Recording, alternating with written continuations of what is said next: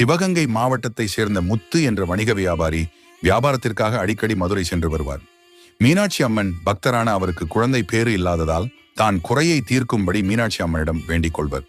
ஒரு சமயம் மதுரையில் இருந்து ஊர் திரும்பிய போது வழியில் ஒரு சிறுமி யாரும் இல்லாமல் தனியே நின்று அழுது கொண்டிருந்தால் சிறுமியை பரிவுடன் விசாரித்தவருக்கு குழந்தை இல்லாத தனக்கு மீனாட்சியே குழந்தையாக வந்ததை எண்ணி மகிழ்ந்தார். குழந்தையை தன்னுடன் அழைத்து வந்தார். அங்குள்ள குளக்கரையில் குழந்தையை அமர வைத்துவிட்டு நீராட சென்றார்.